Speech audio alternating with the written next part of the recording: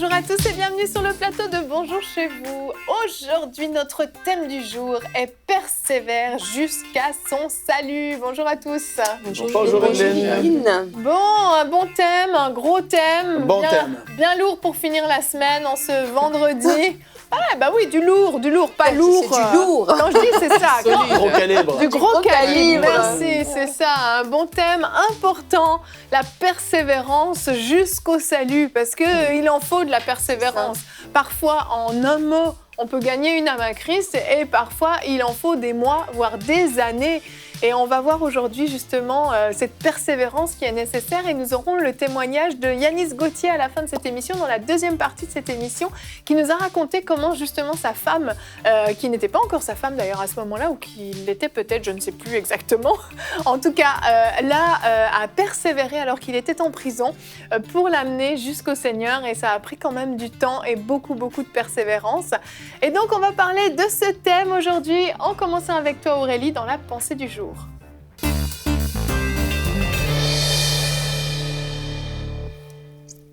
Alors aujourd'hui, on va tout simplement prendre le temps d'encourager les personnes qui désirent amener leurs proches au Seigneur. Alors vous êtes peut-être là, vous écoutez, et puis ça fait longtemps que vous parlez à votre mère, à votre père, à vos frères, à vos sœurs, à vos collègues de travail, vos amis, vous leur parlez du Seigneur. Mais force est de constater qu'ils sont résistants, ils disent non. Mais aujourd'hui, vraiment, on va vous encourager à persévérer et à aller de l'avant. Pourquoi? Parce que derrière le salut de toutes ces personnes, il y a simplement un enjeu qui est éternel. Il s'agit vraiment d'une question de vie ou de mort. Dans Deutéronome 30, au verset 19, la Bible nous dit, c'est Dieu qui parle, « J'ai mis devant toi la vie et la mort, la bénédiction et la malédiction. Choisis la vie afin que tu vives, toi et ta postérité. » Alors, les personnes à qui vous êtes en train de parler du Seigneur ont un choix à faire devant elles, et c'est celui de la vie. Mais pour qu'elles arrivent à faire ce choix, il faut qu'il y ait quelqu'un derrière qui paye un prix. Vous savez, Dieu, il a payé sa part. Il a fait sa part en donnant son Fils Jésus, comme la Bible nous le dit. Et Jésus a payé le prix pour tout le monde. Maintenant, il va aussi falloir que vous fassiez votre part pour amener ces personnes au salut. Parce que, n'oublions pas, Satan aussi est là pour faire sa part. Et sa part, c'est tout simplement de voler la parole que vous semez dans la vie de ces personnes-là. C'est chercher à ce que ces personnes se détournent du Seigneur et n'aient aucune part à la vie de Christ. Mais vous avez une part à jouer. Et cette part se joue en combattant dans la foi pour les personnes à qui on parle au Seigneur. Alors, ne soyez pas surpris de la réaction des personnes à qui vous parlez lorsqu'elles rejettent la parole, parce que la Bible nous dit, dans 2 Timothée 4, au verset 3, « En effet, un temps viendra où les hommes ne supporteront pas la saine doctrine. Au contraire, ayant la démangeaison d'entendre des choses agréables, ils se donneront une foule d'enseignants conformes à leurs propres désirs. Ils détourneront l'oreille de la vérité et se tourneront vers des fables. » Oui, il y a des personnes qui ne supportent pas la saine doctrine. Il y a des personnes que lorsqu'on leur parle du Seigneur, elles ne le supportent tout simplement pas. Mais cette réticence ne doit pas nous décourager, comme si on n'en était pas informé. Au contraire, cette réticence doit nous forcer à persévérer et surtout à compter sur Dieu. Ce qui est impossible aux hommes, on le sait, c'est possible à Dieu. Ouais. Et là, aujourd'hui, vous dites des simples paroles à ces personnes que vous essayez d'amener au Seigneur. Vous pensez que ces paroles tombent dans le vide, mais c'est faux. Ce sont de véritables semences puissantes que vous êtes en train de semer dans la vie de ces personnes. Dans 2 Timothée 4 encore, la Bible nous dit « Je t'en supplie devant Dieu et devant le Seigneur Jésus-Christ, qui doit juger les vivants et les morts au moment de sa venue et de son règne. Prêche la parole, insiste en toute occasion, qu'elle soit favorable ou non, refute, reprend et encourage. » Et ici, il demande vraiment d'insister en toute occasion. Alors peut-être aujourd'hui, il vous faut juste continuer à insister. Il faut continuer à croire que vos paroles ne sont pas vaines. Même jusqu'au dernier jour de cette personne-là sur la terre, vous ne savez pas ce qui peut se passer, mais Dieu, il sait toutes choses. Si on considère par exemple le brigand qui était sur la croix avec Jésus, c'était son dernier jour. Et alors que l'autre est en train d'insulter Jésus, lui, il a reconnu qu'il a dit à Dieu, « Mais toi, souviens-toi de moi quand tu viendras dans ton règne. » C'était sa dernière, presque ses dernières minutes, ses derniers instants sur la terre, mais il a quand même pu donner sa vie au Seigneur à ce moment-là. Ça veut dire que tout est possible. Ça veut dire que on ne connaît peut-être pas le jour, vous ne connaissez certainement pas le jour où la personne derrière laquelle vous courez aujourd'hui va dire « Oui, enfin, j'ai donné ma vie au Seigneur ». mais vous devez persévérer, vous devez le faire avec foi, sachant que les paroles que vous dites, c'est des semences et qu'à un moment ou à un autre, Dieu saura comment rendre ces semences vivantes dans la vie de cette personne. Amen, amen. On a besoin de se fortifier dans ces moments-là. Hein. Quand on a semé, et que la récolte tarde à venir, on a vraiment besoin de se fortifier. Et je me souviens, la semaine dernière, j'ai lu un article sur un magazine chrétien sur Internet, et c'était Francis Chan qui racontait qu'après 30 ans d'évangélisation de son meilleur ami d'enfance, son meilleur ami est venu à Christ. 30 ans. Ça a pris 30 ans. Alors, ce n'est pas 30 ans non plus hyper suivi parce qu'il voyageait, mais régulièrement, il l'avait à cœur. Régulièrement, il priait pour lui. Dès qu'il pensait à lui, il priait pour lui. Ouais. Et pendant 30 ans, il a continué comme ça. Il lui avait parlé. Son meilleur ami n'était pas intéressé. Il avait insisté. Ça n'avait rien donné, mais il avait continué de prier pour lui. Et un jour, alors qu'il allait faire une conférence dans la ville de son meilleur ami, il s'est dit, bah, tiens, je vais l'inviter. Peut-être qu'il viendra. Et à cette conférence, son meilleur ami a rencontré Jésus. Donc, moi, quand j'ai lu ça, ça m'a vraiment encouragée. 30 ans, ça paraît énorme, mais ça valait la peine de persévérer. On va regarder notre verset du jour, Luc 19, 10. « Car le Fils de l'homme est venu chercher et sauver ceux qui étaient perdus. » Donc, s'il est venu sauver ce qui était perdu, ben, ça veut dire que ça peut prendre du temps jusqu'à ce qu'on les retrouve. Donc, il y a vraiment cette notion de persévérance. Quelqu'un qui est perdu, c'est perdu. C'est pas quelqu'un qui était un petit peu là, mais il faut juste l'aider à revenir dedans. C'est que vraiment, il y a des personnes qui sont vraiment perdues, qui ne connaissent absolument rien à l'Évangile, ou qui connaissent même l'Évangile, mais qui n'ont pas compris son cœur, et puis finalement, qui ont vraiment besoin qu'on s'accroche à eux, qu'on persévère pour eux, pour leur salut, qu'on donne tout ce qu'on a pour eux. Et Aurélie, comment on peut faire de manière concrète et pratique pour justement persévérer sans être non plus complètement harcelant et insupportable avec certaines personnes? Ça prend beaucoup de sagesse en fait, parce que il faut parfois penser que même nous, pour beaucoup, lorsqu'on nous a parlé du Seigneur, on était réticents. On n'a pas dit oui le premier jour. Et parfois, moi, j'aime me rappeler des choses qui m'ont fait dire oui au Seigneur, parce que moi, j'étais réticente. Et je sais que l'amour a joué un rôle vraiment très important dans ma conversion, parce que la personne qui l'a fait n'était pas en train de me faire passer pour une grosse païenne, alors que lui, il était super chrétien. Et c'est un modèle aussi qu'on retrouve toujours dans la parole, ce verset de 2 Timothée, vraiment sur lequel je me suis basée pour faire la pensée, quand il dit « Prêche la parole, insiste en toute occasion, qu'elle soit favorable ou non, refute, reprend et encourage. » Il dit « Fais tout cela avec une pleine patience et un entier souci d'instruire. » Donc vraiment, le but, quand on dit ici une pleine patience, moi je vois en ça beaucoup d'amour, parce que l'amour est patient. Et le but vraiment, quand on va chercher quelqu'un, on va vers des personnes avec amour, et on va avec le souci, ici il dit d'instruire parce qu'il parle à un pasteur, mais on va vraiment avec le souci d'amener cette personne vers le Seigneur. On ne va pas avec le souci de montrer à cette personne que toi tu es païen, nous sommes différents et tout vient dans mon camp parce que mon camp est le meilleur. C'est pas ça les sentiments qui nous animent. Les sentiments qui nous animent, c'est vraiment des sentiments d'amour. Et dans les choses simples, dans les conversations de tous les jours, on n'a pas toujours besoin d'être complètement opposé à ce que les gens disent. Il faut juste écouter les gens. C'est normal que quelqu'un qui n'est pas au Seigneur ait une façon de penser qui ne soit pas biblique, mais il faut prendre le temps d'écouter les gens et prendre le temps de leur parler de Christ, mais avec simplicité, sans que ce ne soit trop spiritualisé, mais vraiment de façon calme, de façon simple, mais avec beaucoup d'amour. Donc, pour moi, le premier point important, lorsqu'on veut persévérer, mais ça va prendre de l'amour. Oui. Ça va prendre d'être patient envers la personne qu'on veut parler. Ça va prendre aussi beaucoup de sagesse dans le langage, parce qu'il y a une façon de s'exprimer lorsque on vient vers les personnes qui ne sont pas converties. J'ai une de mes nièces comme ça qui a donné sa vie au Seigneur et me disait, mais quand elle parle avec les gens de sa famille, elle n'est plus concernée par ce qu'ils disent parce que voilà, elle a quitté le monde et tout. Et puis moi, je lui disais, mais il faut que tu réussisses à parler avec eux parce que l'impression que tu leur donnes, c'est moi, je suis bien.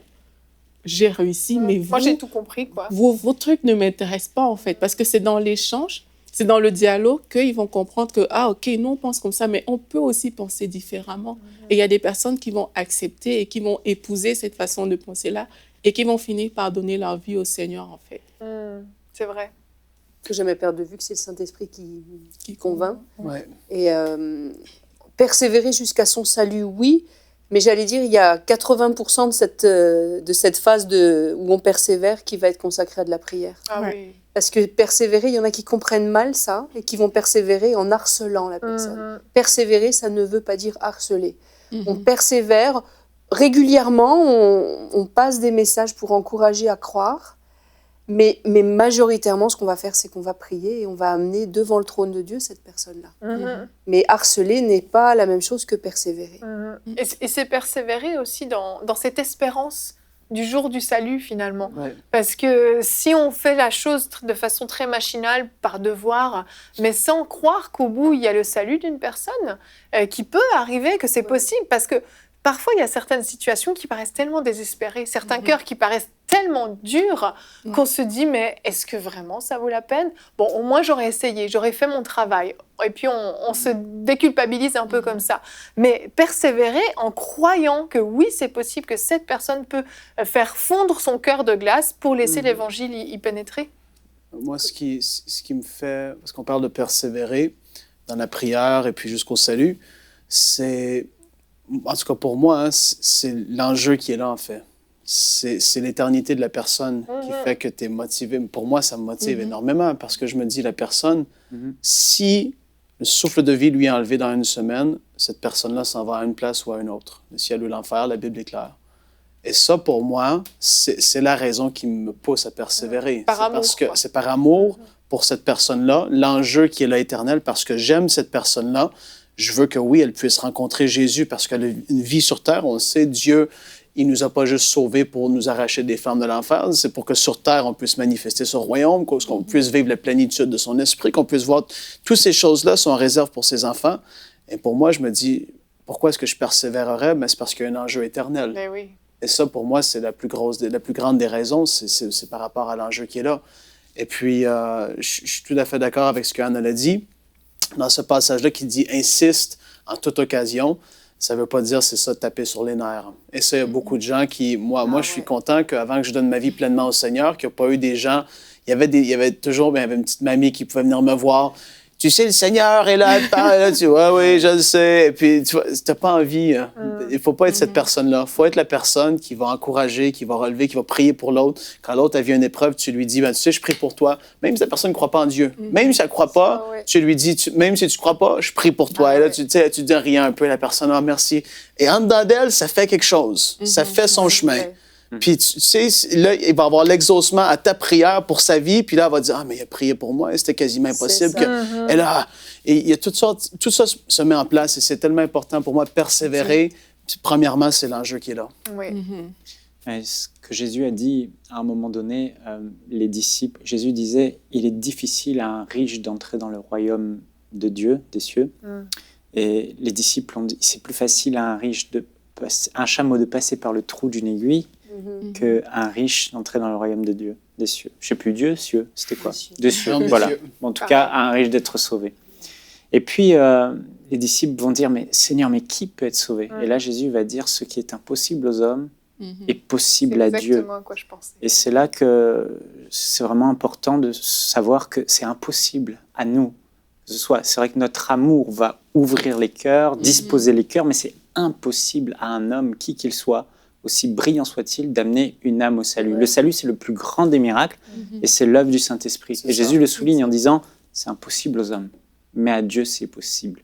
Et ça, on doit se souvenir de ça. C'est possible à Dieu et Dieu a besoin de notre collaboration dans la prière, notre collaboration et on doit être sensible à la voix du Saint-Esprit. Et je pense à ce témoignage de Nicky Cruz, on en parlait un peu dans les coulisses. David Wilkerson, l'homme de Dieu, il a été conduit par le Saint-Esprit à aller voir Nicky Cruz, à démontrer son amour en étant présent dans Nicky Cruz. Nicky Cruz le menaçait, le grand gangster, il disait « je vais te tuer, je vais te couper en 1000 morceaux », il disait. Et là, David Wilkerson, rempli d'amour, mais aussi conduit par l'Esprit, conscient que c'est l'Esprit qui va le faire, va dire Mais même si tu me coupes en 1000 morceaux, chacun de mes morceaux te Mais c'est harcèleront vrai et que continueront, Jésus ils ne t'aime. cesseront de Ouais. te dire que Jésus t'aime. Et là, il n'arrivait plus à dormir, il entendait ça. Mais là, c'était l'œuvre du Saint-Esprit. Ouais. Donc, Vraiment. Exactement. on doit être en collaboration avec le Saint-Esprit et être rempli d'amour, comme on disait, pour être toujours présent dans la vie de la personne, dire je suis là, je prie pour toi, je pense à toi, etc. Mais c'est l'œuvre de Dieu et ça, on ne doit pas Ouais. l'oublier. C'est vrai. Et si Dieu a dit que c'est impossible aux hommes, mais possible à Dieu, ça veut dire que Dieu n'a pas dit son dernier mot Ah oui. pour ces personnes Moi, je veux pour dire lesquelles on prie. une chose pour les gens qui attendent le salut d'une personne en particulier. Comment que moi je fais personnellement, c'est, entre guillemets, tu travailles plusieurs terrains, plusieurs terres en même temps. Si tu pries pour une personne et tu vois jamais le salut, c'est dur de se fortifier. C'est ça. Mais quand tu vois une personne, elle est venue au Seigneur, et après ça, j'ai fait, lui est venu au Seigneur, ben, elle va forcément venir tôt ou tard. Et tu travailles différentes personnes, entre guillemets, en même temps, et tu vas voir du fruit, et ça va t'encourager à persévérer aussi. C'est Une petite vrai. parenthèse. Pensez au témoignage de pasteur Elhadj Diallo qu'on avait reçu, ça fait peut-être un an ou deux, sur les plateaux de Paroles de Femmes, entre autres. Et le pasteur Elhadj Diallo disait que pendant, je crois, 2 ou 3 ans, son voisin de palier, tous les samedis, il l'a invité pour le lendemain à l'église. Puis il en avait marre qu'il l'invite, parce que lui était musulman d'origine. Hein. Et un jour, il a craqué, il a dit, bon, maintenant je vais y aller, il va me ficher la paix. Il y est allé, et là, il a eu une vision de Jésus ce jour-là, et il s'est converti. Et donc, c'est important de persévérer. Cet homme-là a persévéré pendant plusieurs années, tous les samedis, à inviter son voisin de palier. Et puis j'imagine qu'il priait beaucoup pour lui. Mais oui. Parce que le jour où il est allé, là, tout s'est révélé et s'est ouvert pour lui. Mais oui. Donc il faut pas penser que c'est du temps perdu. Vraiment. Moi, ça m'a marqué ce témoignage-là, c'est pour ça que je le ressors. Parce que je me dis, persévère, tes voisins, dis-leur toujours. C'est sûr. Tu voulais Et ajouter puis, quelque chose, Ophélie? comme pour toute prière vraiment qu'on fait à Dieu, on le fait avec foi, la foi que le Saint-Esprit va agir. Et le moment venu, le Saint-Esprit va agir parce que c'est lui qui le fait. Parce que parfois, pour nos besoins, on parle beaucoup de foi, on sait que, OK, il faut manifester la foi et tout, mais quand il s'agit du salut d'autres personnes, on prie juste comme ça et on ne pense pas forcément à ces choses-là, mais on le fait aussi avec foi, sachant que Dieu, il va intervenir et il va agir pour cette personne-là. Il faut jamais perdre de vue aussi, c'est une guerre d'usure. On prie pas pour persuader Dieu que cette personne-là est prête au salut ou sauvable. Parce qu'il y a beaucoup de gens qui se méprennent. Ils prient en présentant les choses à Dieu comme s'il fallait le convaincre. Mais Dieu, il est déjà convaincu. Il a donné son Fils à la croix. C'est tout accompli. Donc c'est en fait une guerre d'usure contre la brume que l'ennemi a mis qui empêche la personne de croire. Donc c'est une guerre d'usure. Et qui dit guerre d'usure dit persévérance. Vraiment. Et ceux qui vont gagner les âmes, c'est ceux qui vont persévérer. C'est aussi simple que ça. Vraiment, vraiment. On va regarder maintenant un témoignage qui va nous illustrer à la perfection la persévérance. On va regarder tout de suite le témoignage de la conversion de Yanis Gauthier dans la rubrique C'est mon histoire. Et on se retrouve pour la rubrique C'est mon histoire. Aujourd'hui, j'ai le grand plaisir de recevoir Yanis Gauthier. Bonjour Yanis. Bonjour Evelyne. Ça va ? Ça va. Ça va, Ça va super. très bien. Merci beaucoup de venir nous raconter ton témoignage. Alors, ton témoignage, tu nous l'as raconté un petit peu la semaine dernière dans différentes rubriques. On a vu certains bouts, mais il y a quelque chose que tu as effleuré, mais tu n'es pas vraiment rentré dans les détails. C'est l'implication de Manu, cette fameuse Manu qui est ton épouse, ta merveilleuse épouse. Et pourquoi tu as choisi de nous parler de ta femme aujourd'hui ? Parce qu'on m'invite souvent pour partager ma vie. Et je suis ce que je suis parce que Dieu a utilisé mon épouse pour me parler. Et finalement, Manu, c'est peut-être le cœur même de mon témoignage. Parce que sans elle, je ne sais pas si je serais ce que je suis aujourd'hui. Elle a été l'instrument de Dieu. Vraiment. Vraiment. Et pourtant, ça n'a pas été facile. Lorsqu'on s'est rencontrés, c'était... je vais utiliser un mot que beaucoup emploient, le coup de foudre. Oh. Un coup de foudre, mais pour moi, c'était simplement humain et représentait vraiment la femme idéale. Et j'ai tout de suite vraiment eu... Voilà, j'ai accroché. Et Manu, elle, c'était une personne, voilà, une vingtaine d'années, la vie devant elle, sans problème. Et bon, je ne sais pas si j'avais les qualités requises pour lui plaire, mais en tout cas, je lui ai plu. Tant mieux. Et il y a une relation qui s'est établie, mais je pense que si on lui avait dit ce qu'elle allait vivre, elle aurait dit non, c'est pas possible. Ce gars que j'ai rencontré, il va pas me faire vivre un tel calvaire. Et pourtant. On dit que l'amour est aveugle, parfois il est sourd même, et elle a peut-être fermé ses oreilles à ce qu'on pouvait lui dire à mon égard, parce que je représentais vraiment pas la personne idéale. C'est ça. L'homme avec qui en tout cas, elle aurait pu construire sa vie, un mari ou un père ou je ne sais quoi. J'étais, comme les gens disaient en tout cas, une racaille. Une racaille. Le bad boy. Le bad boy. Et je dis souvent, c'est la belle et la bête. Je suis pas une bête, mais... Au début de l'histoire. Ouais, c'était vraiment pas beau. Et puis, on s'est installés ensemble. Moi, c'était la première fois, donc je découvrais une nouvelle vie. Et elle me donnait beaucoup d'amour, beaucoup d'attention, beaucoup d'affection. Elle était proche de moi, elle m'écoutait. Mais je gardais beaucoup de choses en moi, parce que je lui ai pas fait montrer tout ce que j'avais vécu, toutes mes blessures. Ça va s'en rendre compte progressivement. Donc le temps va passer, on va avoir 2 enfants, mais les enfants qu'on a ensemble, elle a une maman, mais elle est aussi le papa des enfants, parce que moi je suis un père absent, et d'ailleurs plusieurs fois je vais quitter le foyer, je vais la laisser seule pour vivre ma vie. Ma vie, c'est les sorties, c'est les boîtes de nuit, c'est l'alcool jusqu'au petit matin, la drogue, les potes, c'est ma priorité, tout ça. Et elle subit, elle commence à subir. Elle subit, mais elle a les enfants, donc elle a quelques années de plus que moi, elle a une vision un peu plus mature sur la vie. Elle veut que je sois un père. Et oui, on a 2 enfants, on va construire ensemble, mais moi j'ai un marteau dans les mains. Je détruis tout, je casse tout, je brise tout. La famille, pour moi, j'en ai pas, donc il n'y a pas de famille. Et en fait, au fur et à mesure du temps, ce qu'elle me propose comme vie, ça me fait peur. Ça me fait peur, je rejette cette vie, j'ai pas envie d'être un père, j'ai pas envie d'être un mari, et je me vois pas me caser, aller bosser, rentrer, je suis auprès des enfants, je suis auprès d'elle. C'est pas ça ma vie. Moi, j'ai été habitué toute ma vie à être dans la rue et puis à faire ce que j'ai envie de faire, et on m'impose rien. C'est ça, et toi, t'as pas eu de modèle, t'as pas eu de repère, t'as pas eu d'équilibre familial, donc là, elle te propose quelque chose qui fait écho avec rien du tout dans ta vie, t'as aucune idée de ce que c'est, ce qu'elle te propose, mais tu sais juste que t'en veux pas, finalement. Voilà. Et finalement, cet amour, je le rejette. Je le rejette, et puis je vais malheureusement la traîner dans la boue. À cause de mes bêtises, je vais bien sûr me retrouver en prison pour des vols à main armée, mais elle va être conduite au commissariat, accusée de complicité de vol à main armée. Bref, elle va vivre un véritable calvaire. Et quand on est au plus bas comme ça et qu'il n'y a plus rien, je me retrouve en prison, elle se retrouve seule, enceinte en plus du 3e, et les 2 enfants en bas âge, toute seule. Je lui ai laissé plein de problèmes, elle subit beaucoup de choses atroces. Elle est innocente, et pourtant je lui ai fait la misère, elle-même plus que ma propre mère, et tout ce que je lui ai renvoyé, c'est mauvais, quoi. Et il y a quelque chose qui va me surprendre, parce que je me retrouve dans une cellule. Donc je mérite d'être en prison, je ne suis pas innocent, je le sais, et j'accepte même de faire ma peine. Je vais faire ma peine, je pense que voilà, c'est comme ça. Et il faut que j'endure, il faut que je traverse cette épreuve. Ta peine qui se compte en plusieurs années, quand même. Et là, j'encours une peine de 20 ans. C'est ça.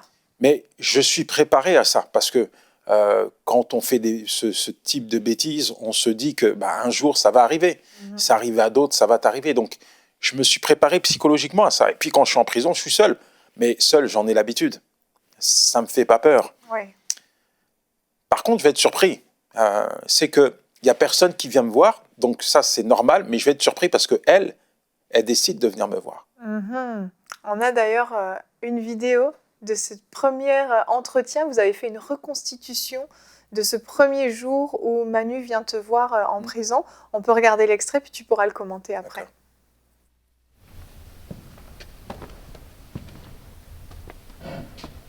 T'es sérieuse, là? Tu viens me voir, là? Mais tu comprends pas ou quoi? Qu'est-ce que je t'ai dit? Je t'ai pas dit de faire ta vie. Pourquoi t'es là? Pourquoi tu ramènes mon enfant en prison? Écoute-moi bien, toi. Cette vie-là, c'est la mienne. C'est moi qui l'ai choisie. Alors tu viens pas me voir ici. En plus, t'as fait le permis de visite. Non mais sérieux. Voilà ce que j'en fais de ton permis. Viens pas me voir.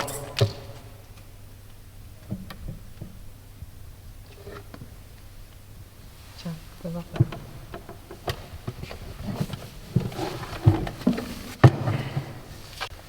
Comment ça va, toi? Et l'école? Ça va à l'école? Papa, il revient bientôt. D'accord? Je vais t'écrire. Allez, allez. Et toi, dis-moi au moins comment tu vas? Comment je vais? Non mais t'es sérieuse là? Comment je vais? T'es sérieuse? J'ai pas une thune. Je suis en galère. Tous mes potes, ils m'ont laissé crever ici. J'ai même pas d'argent pour prendre un avocat. Voilà comment je vais. La juge, elle me fait la misère. La misère. Ça va pas. Mais bon, comme je t'ai dit, c'est mon choix, c'est ma vie. J'assume. J'assume. Oublie-moi, Manu. Oublie-moi. Fais ta vie. À la semaine prochaine.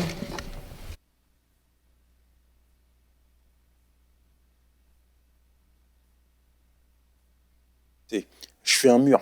Je fais un mur. Je suis mort intérieurement. J'ai pas d'émotion. Et elle me fait peur. Elle me fait peur et j'ai pas envie de souffrir. Je me préserve. Parce que je sais que si j'ouvre mon cœur à Manu, je vais souffrir. Souffrir de son absence, souffrir de la séparation. Et ça, j'ai pas envie. C'est une souffrance que je peux pas affronter. Et quand je déchire le permis de visite, en fait, je déchire notre relation. Je la repousse. Pourquoi tu viens me voir? Mais qu'est-ce que t'as? Qu'est-ce que t'as? Et quand elle me donne mon enfant dans les bras, là encore, je balance un mensonge à mon enfant. Oui, je dis, papa revient bientôt. Je reviens bientôt. Mais non, je ne vais pas revenir. Je sais, mais laissez-moi tranquille. Parce que je veux être seul pour faire ma peine. Et Manu, elle est persévérante. Parce que 2 jours plus tard, elle revient me voir. Et là encore, je vais la bousculer, je vais me braquer, je vais lui dire, mais je vais lui montrer en fait qu'elle n'a aucune raison de venir me voir. Que sa vie, elle est devant, elle n'est pas avec moi. Moi, il n'y a pas de vie, il n'y a pas d'avenir. Tu ne peux pas être avec quelqu'un qui est en prison. C'est quoi cette relation? Trouve un mari, tu as une famille, tu es jeune, tu as l'avenir devant toi. Prends un boulot, fais ta vie. Ben oui. Laisse-moi. C'est ce qui serait logique. Mais Manu, au fur et à mesure de votre rencontre, il y a un moment où elle rencontre Jésus, en fait. C'est ça. Et quand vous vous rencontrez, elle n'est pas chrétienne à ce moment-là, ou elle l'est déjà? En fait, elle l'est déjà, mais je vais l'amener dans mon monde. Elle est amoureuse. Donc tu vas la détourner un peu? Je la détourne. Et puis, quand on traverse cette situation, elle se tourne vers Dieu. Ok. Elle se tourne vers Dieu. Et elle est là. Je réalise qu'elle est là parce qu'elle m'aime pour ce que je suis. Et c'est tellement important pour moi parce que les gens qui étaient autour de moi m'aimaient pour ce que j'avais. Oui.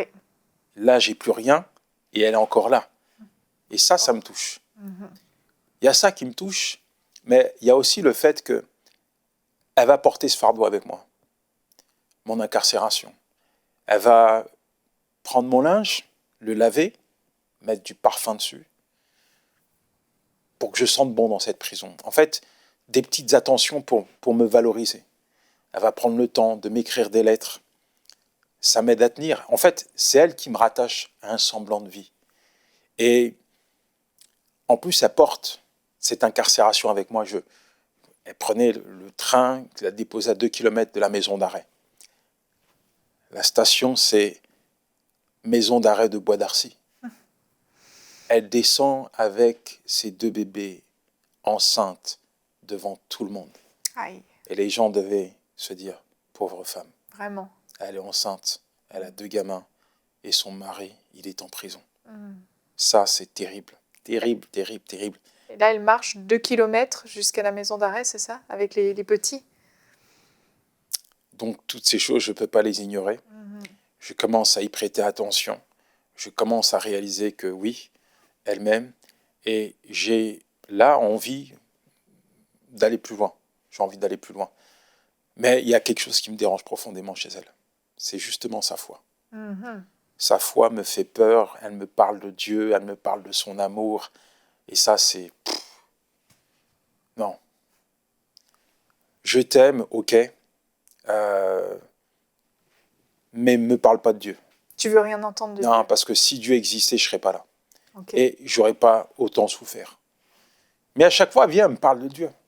Et une fois, je suis dans le parloir, je suis en colère, j'ai été voir le juge, elle essaye de remettre un braquage sur mon dos, je ne vois pas le jour, c'est-à-dire que je ne sais pas quand je vais sortir.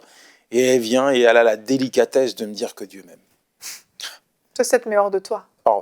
Alors je me lève, je la prends par le col. Il y a les enfants qui sont là, donc je ne vais pas aller trop loin. Mais je veux qu'elle puisse voir la vie comme moi je la vois. Se mettre quelques secondes à ma place. Alors je lui rappelle mes vérités. Manu, mes parents m'ont abandonné. Ouvre tes yeux quand même. J'ai toute ma vie souffert. J'ai galéré. J'ai fait les poubelles pour manger. Toi, tu viens me dire à moi que Dieu m'aime? Non, mais t'as perdu la raison. Tu peux pas recevoir cet amour, en fait. Mais non. J'ai dit, le seul amour que j'ai reçu dans ma vie, c'est celui de mon chien. Mon chien qui essuyait mes larmes quand je pleurais, et avec mon chien qui me donnait de l'attention, de l'affection. Quand je rentrais à la maison, j'étais pas heureux de voir qui que ce soit, j'étais heureux de voir mon chien. Je m'enfermais dans ma chambre pendant des week-ends entiers avec mon chien. C'était mon chien, il y a rien d'autre. Manu, tu m'aimes toi, mais Dieu m'aime pas. Dieu ne m'aime pas, Manu. Mais ce que j'ignorais, c'est que plus je lui disais ça, plus elle s'enfermait dans cette vérité. Dieu peut toucher son cœur. Elle réalise que je suis un écorché de la vie, je suis blessé, je suis meurtri, il y a des dégâts pas possibles. Et voilà, elle prie que Dieu puisse toucher mon cœur. Qu'est-ce qui lui donne cette persévérance à Manu, là? Pourquoi elle renonce pas? C'est peut-être parce qu'en face de elle, elle a quelqu'un qu'elle aime et qui est détruit. Et elle a de la compassion, et elle a le père de ses enfants, elle a l'homme qu'elle aime. Donc, mais on ne peut pas expliquer les interventions divines. Ouais. Parce que c'est par amour, finalement, pour oui, toi, en fait. C'est par amour. C'est comme ça, c'est la personne que Dieu a mis à mes côtés. Et il lui a donné la force au moment voulu pour être ce qu'elle devait être. Je ne sais pas si elle pourrait refaire les mêmes choses aujourd'hui, mais je sais qu'elle a été la personne qu'il fallait au bon moment. Et le jour où vraiment je suis convaincu, où j'entends Dieu me parler dans ma cellule, je vais la voir. Je vais la voir dans le parloir et je vais juste lui demander si Dieu peut pardonner quelqu'un comme moi. Et quand elle entend ça, elle se met à pleurer. Là, c'est plus la femme forte. C'est plus la femme... non, elle pleure.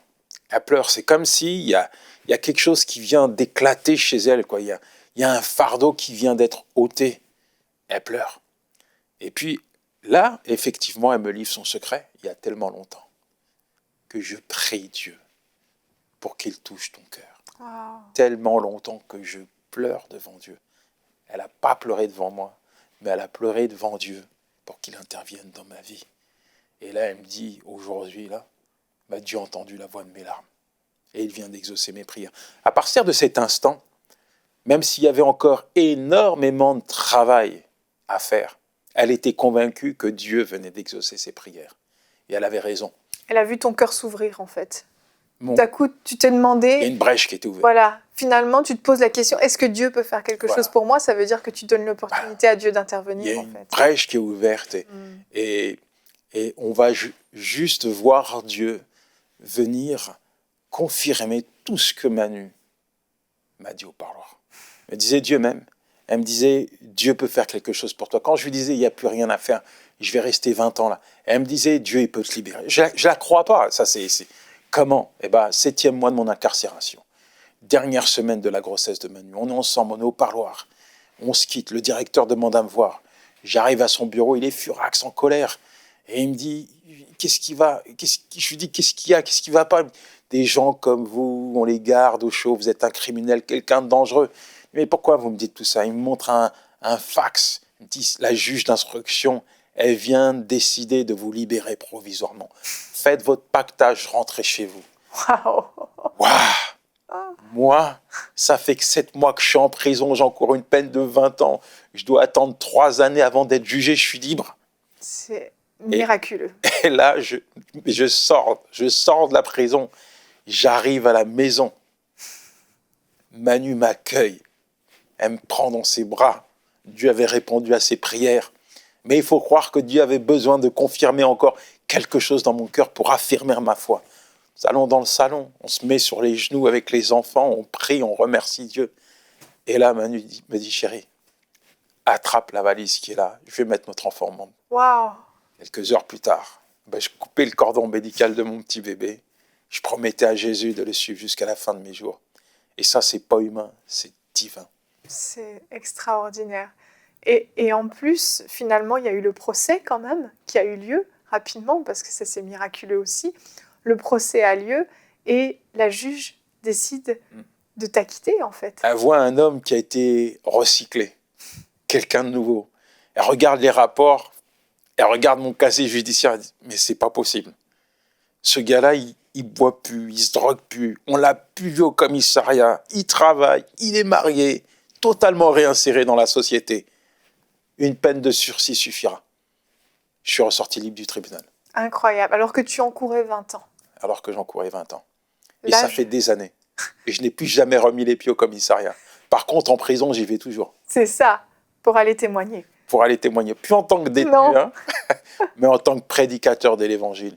Et ça, c'est juste extraordinaire. C'est extraordinaire. Et ce que je trouve le plus incroyable, c'est la persévérance de Manu dans tout ça.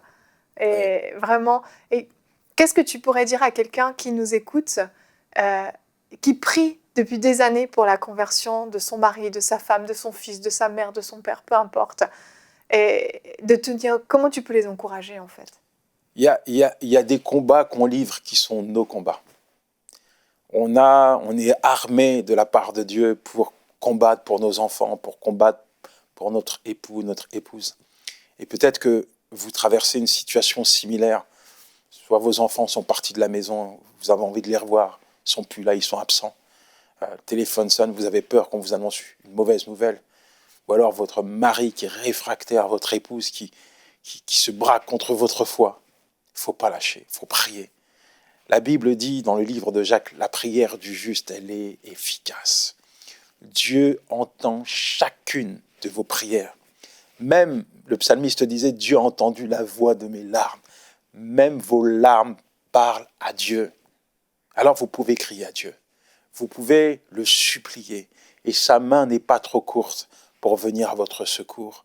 Dieu a ses temps, il a ses moments. Mais quand il intervient, tout change. Amen, amen. Merci Yanis, merci beaucoup. Et merci Manu. Manu, si vous regardez cette vidéo, je veux vous remercier d'avoir persévéré jusqu'au salut de Yanis parce que la francophonie est au bénéfice de ton salut, de ce que Dieu a fait dans ta vie et on glorifie vraiment Dieu pour ta vie. Merci d'être venu nous raconter ton témoignage. Merci de m'avoir invité.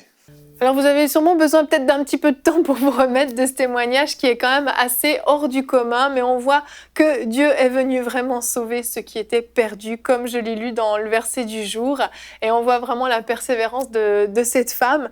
C'est vraiment encourageant de se dire que quand on est conduit par le Saint-Esprit comme ça à poser des actes qui paraissent complètement inutiles, du temps perdu, de l'énergie perdue, ou avec tes propres yeux, tu te dis, bon, là, je suis en train de perdre mon temps, ça sert à rien. Il est en train de se passer quelque chose qu'on réalise pas, tout comme dans l'exemple que tu as cité avant le témoignage concernant ce monsieur qui allait inviter tous les samedis soirs son voisin de palier. Je pense qu'il était conduit par le Saint-Esprit à faire ces choses-là. Et je pense qu'à la maison, vous avez peut-être pensé à des personnes pour qui vous avez peut-être persévéré pour un temps, vous avez finalement baissé les bras. Je vous invite vraiment à revenir à cette persévérance du début. Recommencer à croire pour le salut de cette personne. Recommencer à croire que c'est possible. Si ça a été possible pour quelqu'un comme Yanis Gauthier, c'est possible possible pour une autre personne. Il n'y a pas de cœur trop dur que Dieu ne peut pas transpercer. Mais prenez un temps peut-être pour être conduit pour avoir une stratégie du Saint-Esprit. Le Saint-Esprit va peut-être vous dire de prier et jeûner pour cette personne, rien d'autre. Le Saint-Esprit va peut-être vous dire, va lui parler régulièrement, tout comme c'était le cas de David Wilkerson. Jésus t'aime, il répétait ça à Nicky Cruz. Il était conduit par le Saint-Esprit. Le Saint-Esprit peut vous conduire d'une façon très spécifique pour une personne très spécifique et vous allez forcément un jour ou l'autre voir le fruit de cette persévérance. Mais je vous le rappelle, ça peut être très rapide comme ça peut être très long, mais l'important c'est que vous restiez persuadés que ce qui est impossible aux hommes est possible à Dieu. Je vous remercie à tous pour cette émission. Nous allons nous retrouver la semaine prochaine pour de nouvelles émissions de Bonjour chez vous. Je vous souhaite à tous un merveilleux week-end. Soyez bénis et surtout, bonjour chez vous.